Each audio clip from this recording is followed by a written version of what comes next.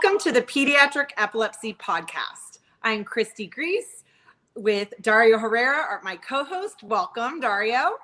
Thank you. And I'm also representing our Mickey's Miracles Warrior Dad t-shirts today. Awesome. And I'm representing Faith Over Fear t-shirts. I love it. Check out our merch on our website, mickey'smiracles.org. Little plug. And I am so excited to welcome Mary Chalfant. She is a warrior mother from Ohio originally. She now lives in Naples, Florida. She's married to David for 11 years. And what makes her story so interesting is not only is she a warrior mama to two twin girls who were diagnosed with epilepsy at 3 years old, but she also herself was diagnosed with epilepsy at the age of 11. And so she not only knows this battle, this fight against epilepsy from a perspective of a warrior mama, but she also knows what it's like to have epilepsy, the feelings of being out of control and really having to focus and really spend her life putting attention to that, and not only getting herself seizure free, but then watching her fight for her two children. So I would just love to welcome Mary to our podcast. Welcome. Thank you so much. I'm glad to be here. Mary. Hi. Well, we met about 2 years ago. I believe you found us on Instagram. Is that right?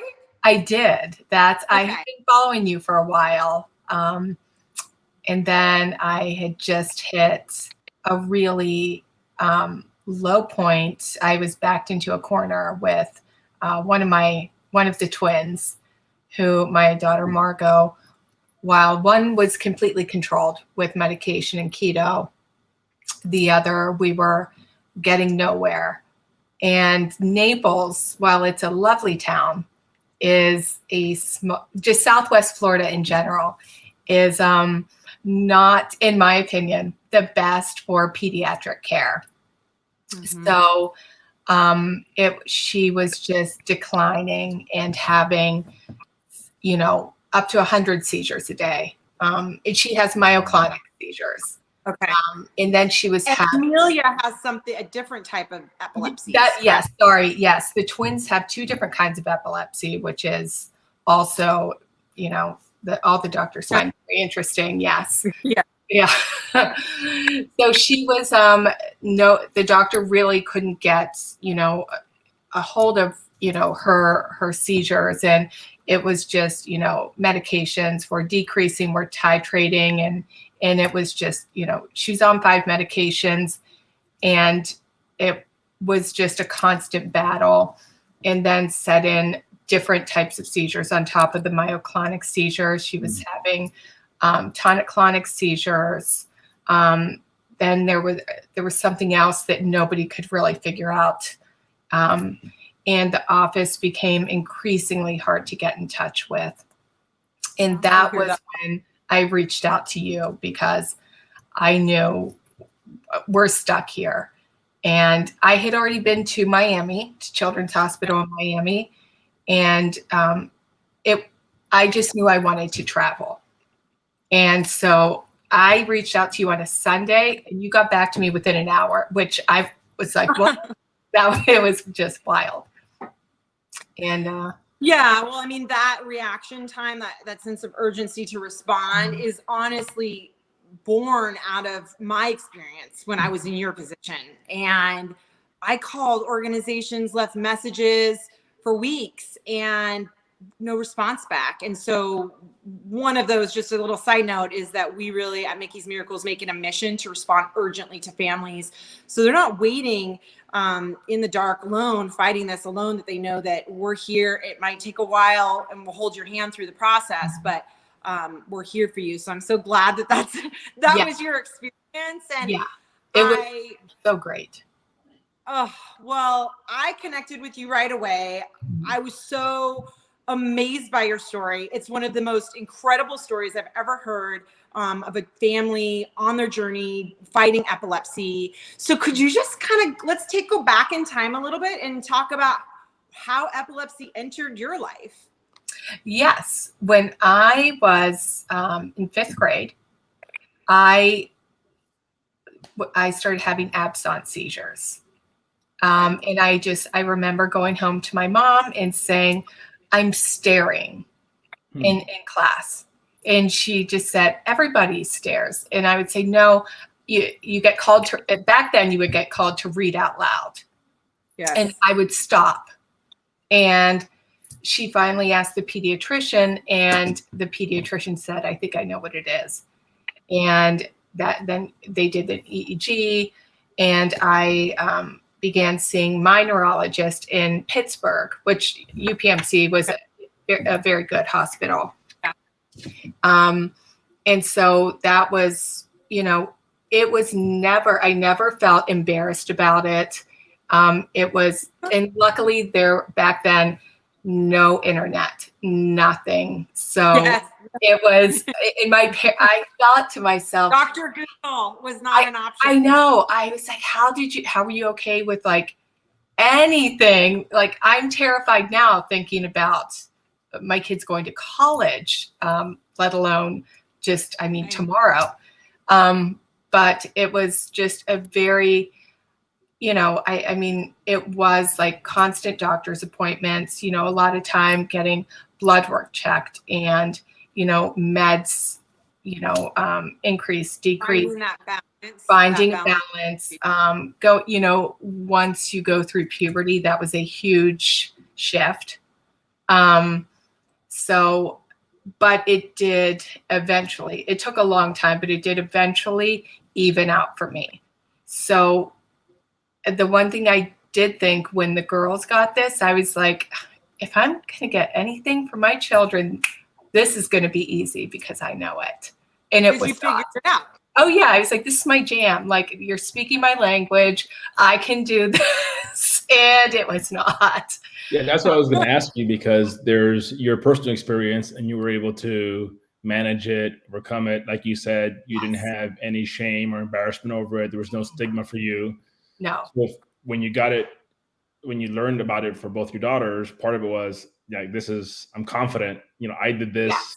I can guide them through it, right? I'm familiar with it. I know what this is. Mm-hmm. And then, right, you realized that maybe this is something a little bit different. Yes, there is like the patient, when you're the patient, and then when you're the parent. Yeah. Because it's, you want to be in control and you want to fix it because we're fixers and you cannot fix this. And the one thing I was really prepared for was I have run the gamut with neurologists, being pediatric and adult, and they are a different breed, kind of. You can have like the kindest, and then you can have the more cold robotic. So I was like, I got this too. I'm ready for and the first neurologist we met with, I remember her using the biggest words. And I just kept thinking, I am so lucky that I have this because I know what she's talking about. Right. If this was a brand new parent, she would be bulldozed with just language. And the language wasn't even, she didn't define anything. She's saying like refractory. And I'm thinking, lady, like, please, you need to back it up. And then I said, what was the process? At what point did you recognize, oh wow, I gotta go see my primary care doctor, and I need to potentially go see a pediatric neurologist, and I may need to do something? At what point did that happen for you and the girls? Oh, for you and the girls. I was holding my daughter, and she just went like this. And I knew that she just jerked.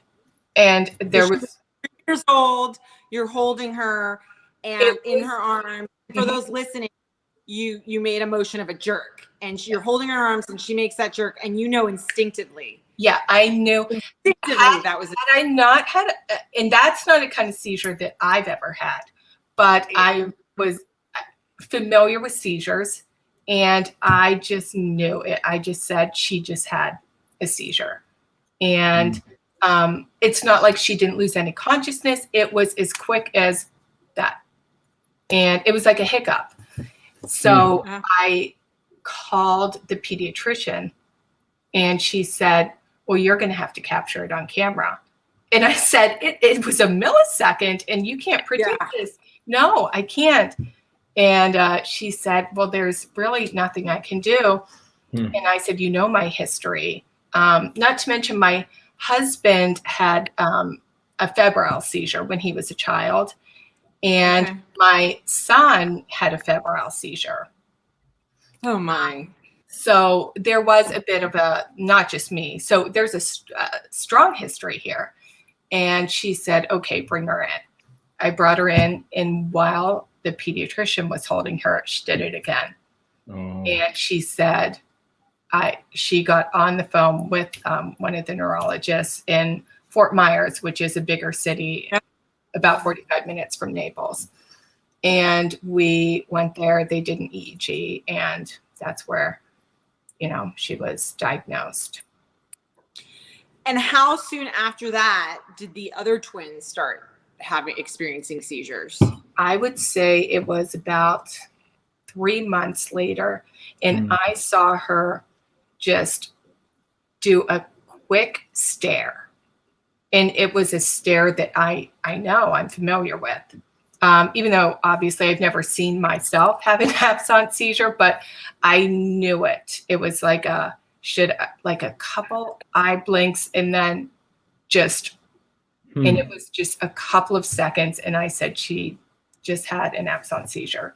And my husband said, like, you're just way overthinking all of this now. And I said, I know I'm not.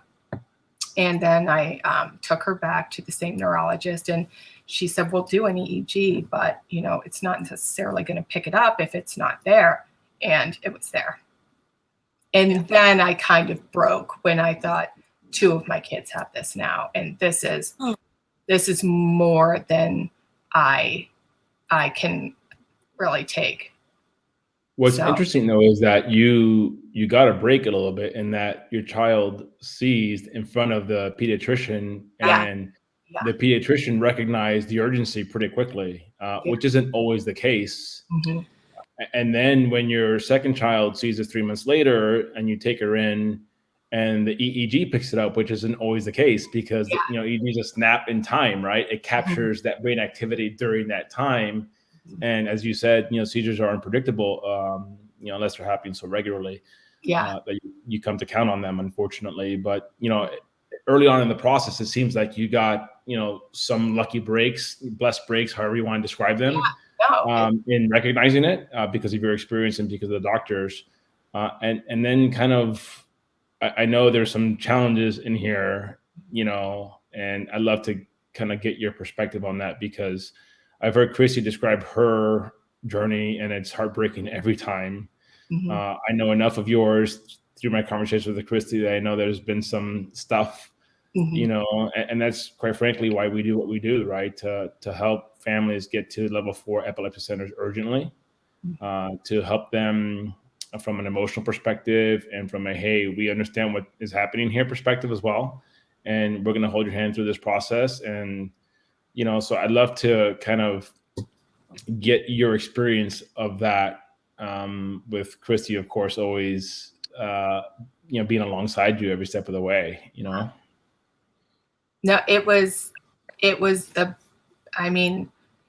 the stars completely aligned. It couldn't have happened any better with Christy when Amelia, my one twin who has absence, she finally became completely controlled once we started keto with her. And Margot would go through honeymoon phases with medications. They would work for 2 weeks, and I'm like, oh, finally, and then done. Same with keto, and then. Finally, as I said, I contacted Christy, and I had lived in big cities prior to Naples. So I was in Chicago for 9 years. I was in Philly for 4 years. And I remember when it was time, when we moved to Naples, that was my biggest problem was we are leaving fantastic healthcare, like cities and moving to, what if something happens to, I just kept thinking like us, what if something happens to me? Because I'm going to have more like twins. And what if I need a big hospital? And then we really did need that, and we lacked that.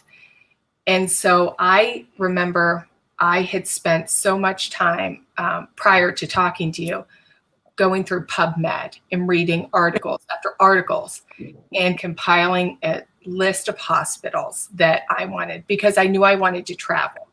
So I remember that. When I talked to you, that was one of your first questions. Like, do you want to stay in Florida or do you want to travel? And I wanted out of here. And so you said like, okay, you went through great hospitals with me, level 4 pediatric hospitals. And I think that we both agreed that Children's Nationwide in Columbus was a great, hospital for me and for our family. And then you said Dr. Patel, and he was one of the doctors who I had researched, and I had and I was like, this mama was ready, Dario. I'm telling you, she had all them down, and it was like, level 4 roulette. It's like, he's like, well, my brother's in Ohio, and I think I said Patel, and then you said my brother's in Ohio, and that's where I'm from. And yes, it was amazing. Mm-hmm. That was amazing. Yes. And then what happened? I forgot. I remember. It was, and your process is so, it could not be easier the way that you set it up. It's like a concierge process. It really is. It's, you say, okay, like at Nationwide, Katie will be contacting you. She will be setting up this appointment. And it was like, okay. And so she contacted me, and she's like, okay, I talked to Christy, and we're going to set up this appointment for you with Dr. Patel. She goes through everything. She sends me the information. I fill it out, and she follows up. And for anybody who is not aware or not familiar with this, it takes so long to get a typical appointment with any specialist, but epileptologist, pediatrics. And this was, I think I talked to Christy, was it the end of February, maybe? Yeah, you reached out. We talked on, I think that day, like Monday, or like within 24 hours. Yeah. Yeah. And then you had an appointment. The appointment was April 1st. And that is like, supersonic time. And I just remember thinking, neurology, yes. Yeah, like that does not happen ever. I know from being a child, as a patient, and then as a parent, you can't do that. And then when I went there, it was fast. It also, COVID helps making it super fast because there's no wait. But they were so kind, like, oh, and you're from Mickey's Miracles, and just, it was my first time ever being at a completely comprehensive medical facility appointment. I had never been. I had never. About what is the difference? Oh my gosh! Better to explain it, but I didn't know what the difference. Me neither. So what had you experienced? And what was it that once you got to a level 4 epilepsy center that is registered and can handle every area of epilepsy care? They can first of all diagnose you properly. Second, they can do the ketogenic diet or dietary treatment. They can do deep brain stimulation, brain surgery, and give anti-seizure medications to your child. And not every hospital is certified to be able to handle all those elements. So talk about what that experience was like, compared to everything you had experienced prior. Yeah. Even like my experience started at, I'm 44. So my experience started at 11 years old. Yeah. So it was like, go to the doctor's office. and you're done. And that is your appointment, or go and then get lab work.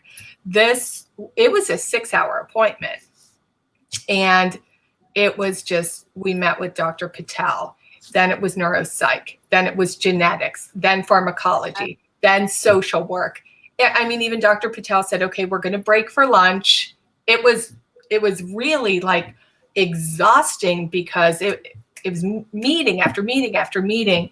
And it was, I mean, my mind was blown.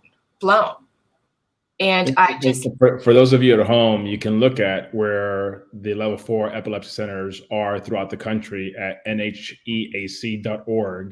It has a database of the certified level 4 epilepsy centers that Mary's describing. And I want to say too, this underlies the importance of urgency. Like, I know a lot of things lined up, but a lot of things lined up because you took initiative, Mary, and you understood how serious it was.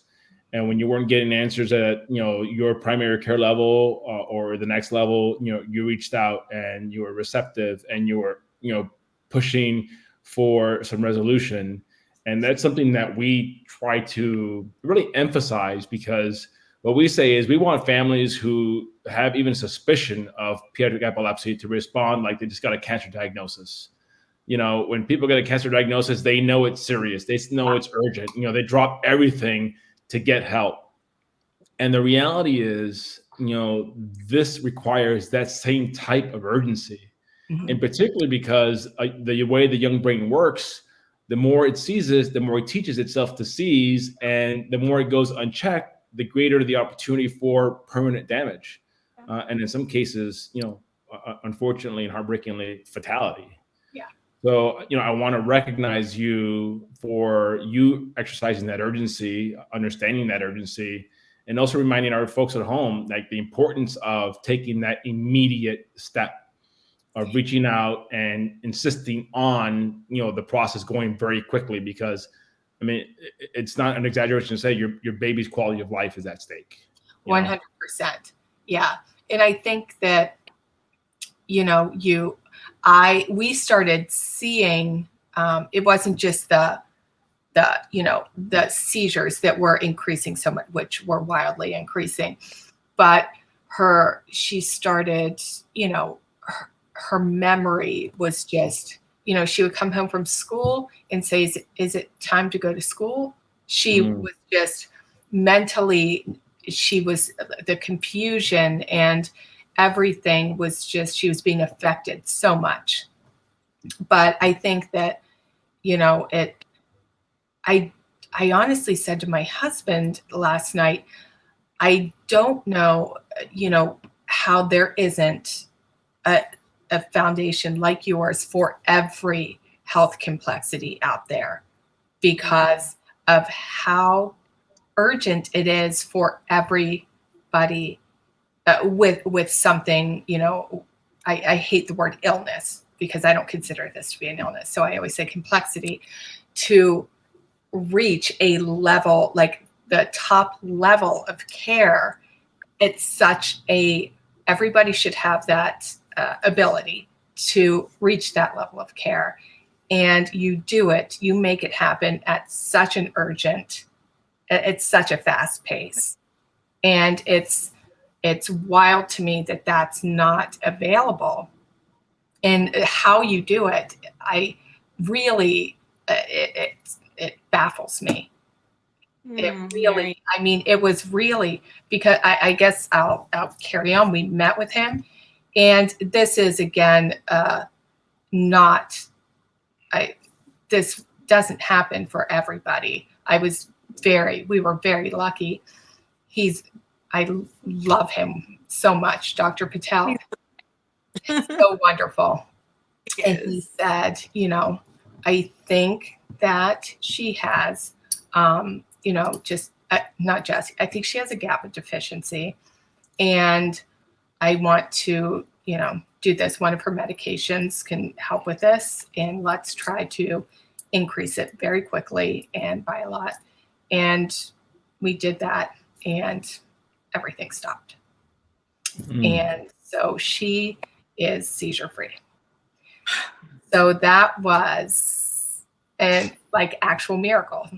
So, and we go to see him every 3 months.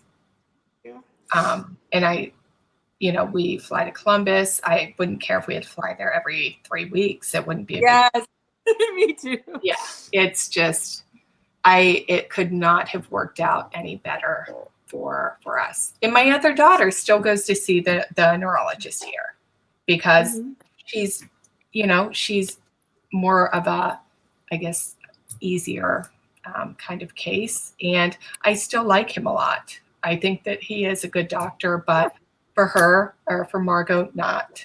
She's just very, a more difficult case. So how long has baby Margot been seizure free now, Mary? Gosh, so we went there in April of last year, I think.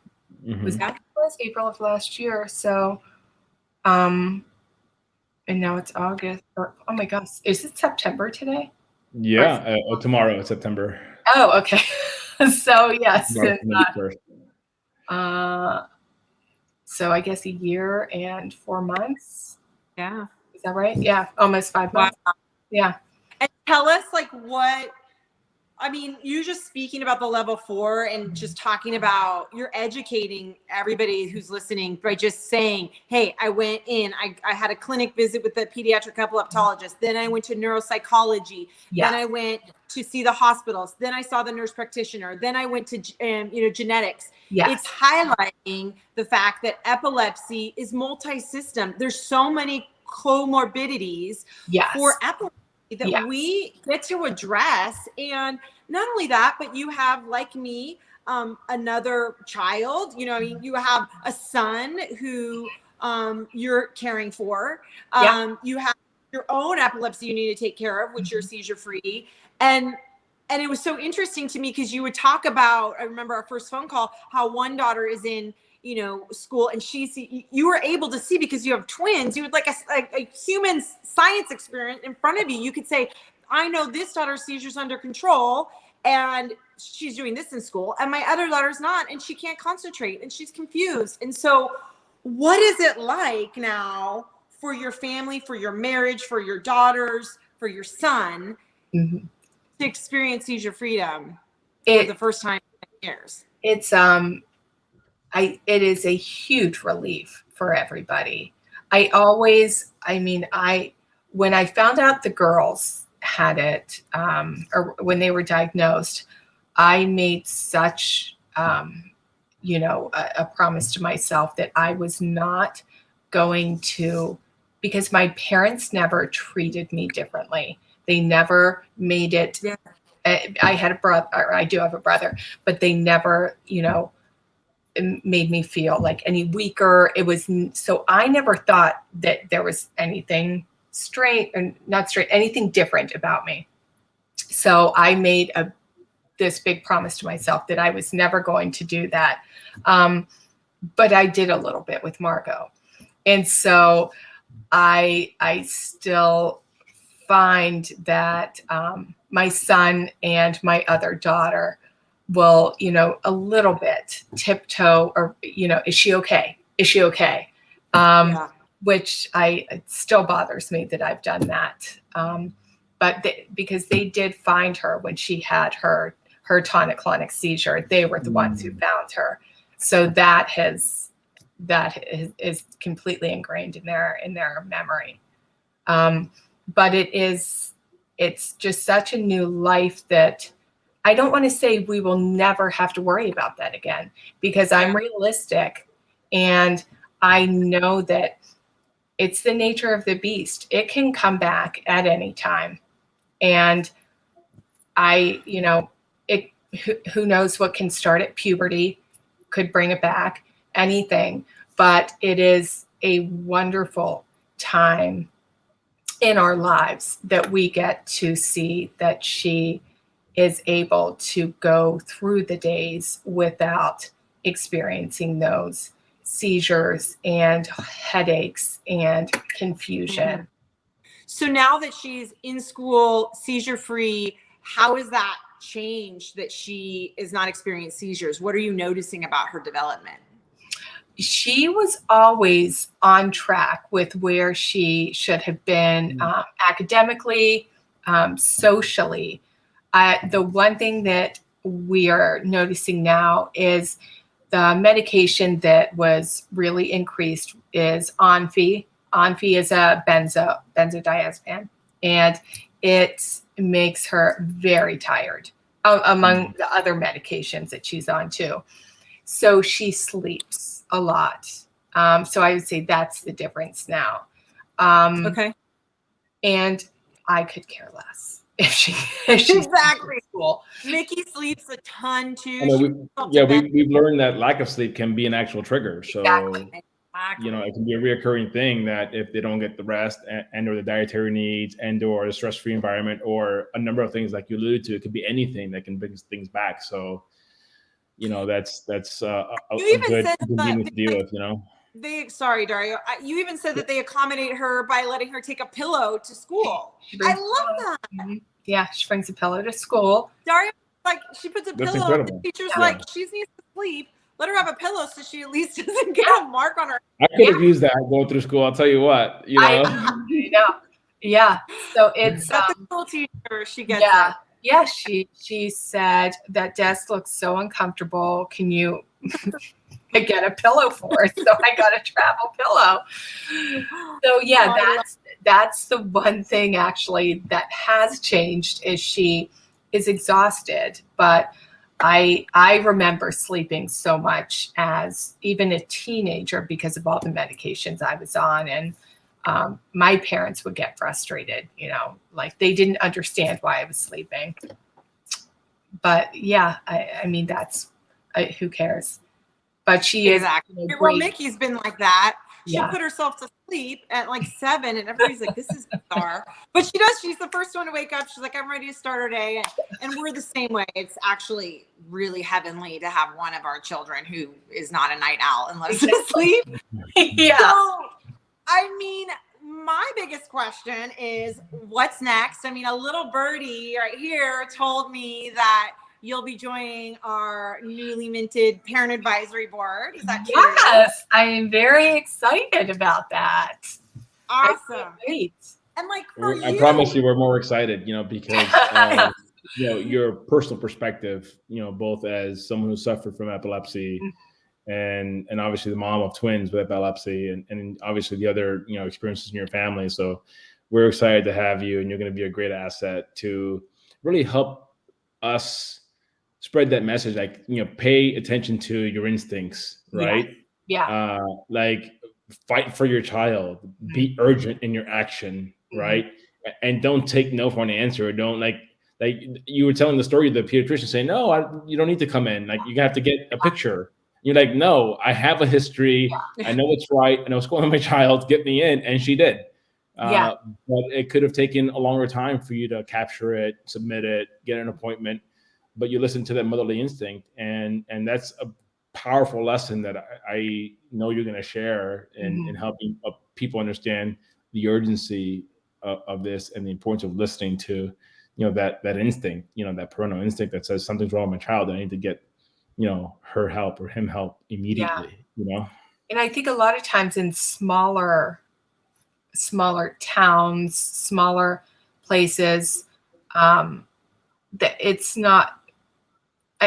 I mean, I don't want to say, the doctors maybe don't know, but I don't think that's first place that they might think, okay, this could be, let's consider that, or the staring, that's to me, even I was from a very small town and my pediatrician knew that, but I think that parents are worried they're going to be dismissed. They're worried that they're being paranoid, and they will kind of brush it under the rug because they don't want to, kind of think that they're being dramatic, even though they know something is not right. And so they can wait until something gets really bad. So even if you think I'm being I'm being dramatic, just do it. I mean, what's the worst that can happen? They say nothing's wrong. Okay. Right. So what? You're highlighting, and this is the exact reason why you are going to be such an incredible addition to our parent ambassadors and our parent advisory board. And there's going to be writings that we're going to see from you on our blog. But I think you are absolutely highlighting our 3 major tenets for Mickey's Miracles. It's trust your parental instinct, get to the highest and best level of care for an urgent diagnosis and treatment. Mm-hmm. And I know that going through this, and I'm determined, and now, as I believe you are, to get that word out. And it's really about awareness and education. You know, we have rural America, and they're lacking resources. Yes. And pediatricians don't round in neurology. Mm-hmm. So, for instance, infantile spasms, you know, a doctor's only going to see that on average, you know, 4 times in their entire career. So it's getting misdiagnosis as colic or acid reflux. So it's just, that is why it's so important that we don't wait, but that we speak up as parents. And the real amazing doctors, and I was just talking to a neurosurgeon on Monday, and he was like, you know, the work that parents do and advocacy organizations like Mickey's Miracles do, we're, you know, making up for areas that are under-resourced. And we get to educate doctors and ER physicians and pediatricians, you know, and not expect that when you see a white coat, you know, give your power away. Yeah, I really want, and our organization wants to empower parents. And I love, Dario, that she just gave us a word that we were looking for yesterday. Concierge. Yes. Yeah. Here. And you know, we are small, but we are mighty, and we're very limber in the sense that we can do a lot of different things because we're small, and there's not this big bureaucratic processes in place that we do. We've really streamlined it to make it fast and urgent. And I just love that you are highlighting that naturally, because it came from a mama bear like you, and yet you have the amazing benefit to our families and to the world of being somebody living with epilepsy who's gotten it under control. So I just think your perspective is so powerful. You are going to be able to reach people that we couldn't do by ourselves. So, you know, I just want to tell you how much I appreciate you. Thank you for trusting us. Thank you for calling on that Sunday and trusting your instinct and being willing to trust us with your baby girls, you know, and then following it up and taking those things and then calling us back and letting us know how you did. I mean, that's so awesome. We have a lot of babies that we don't know, you know, because, you know, life takes them here or there and they're on to other things. But just to have that feedback and to hear how well your girls are doing and your family's doing, can't thank you enough. I'm so excited for all the contributions that you're going to have to Mickey's Miracles and to this community. And is there anything else that you want to just leave this episode of the pediatric episode? When I spoke to you last, I told you, you know, I owe you everything. My family owes you everything, because had I not reached out to you, had you not connected us to, you know, Dr. Patel and to Nationwide, I don't even like to think that the position my daughter would be in. I can't imagine where she would be, where we would be. So it is, without you, we would be in a very bad place. So you are the reason that she is seizure free. So we can't thank you enough for that. So we love you. So thank you so much for everything. Thank you so very much. Yes. We thank you for sharing your journey. Thank you for being on this episode of the Pediatric Epilepsy Podcast. For now, we're going to end this episode of the Pediatric Epilepsy Podcast. Mary, thank you so much for being on here. You're a warrior mama, and you also are an epilepsy warrior. We're so excited for your future contributions. And as always, Dario, thank you. Thank you, Christy. Thank you, Dario. Bye-bye. Thank you. Bye. Bye.